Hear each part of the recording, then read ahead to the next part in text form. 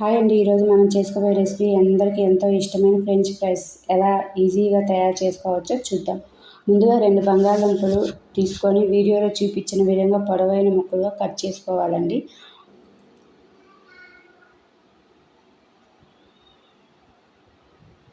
వాటిని నీటిలో శుభ్రంగా కడిగి పెట్టుకోవాలండి. తర్వాత ఒక పాత్రలో నీరు పోసుకొని వాటిని బాగా మరగనించిన తర్వాత 1 టేబుల్ స్పూన్ ఉప్పు వేసుకొని కట్ చేసిన బంగాళదుంప ముక్కలను వేసుకోవాలి. 50% ఉడికేదాకా ఉంచి వాటిని ఒక జాలి గిన్నెలోకి తీసుకోవాలండి. ముక్కలు ఇక ఉడకకుండా వాటి మీద చన్నీళ్ళు పోసుకోవాలి. ముక్కలు చల్లారిన తర్వాత ఇలా వీడియోలో చూపించిన విధంగా టిష్యూ పేపర్ మీద ముక్కలు వేసుకొని ఆరబెట్టుకోవాలి.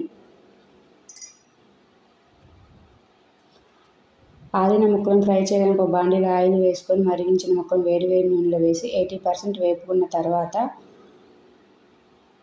మరలా వాటిని టిష్యూ పేపర్ మీద చల్లార్చుకోవాలి.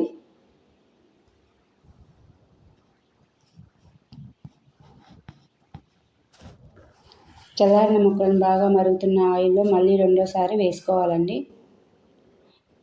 ఇక్కడ స్టవ్ హై ఫ్లేమ్లో ఉంటేనే ముక్కలు క్రిస్పీగా కరకరలాడుతూ వస్తాయి.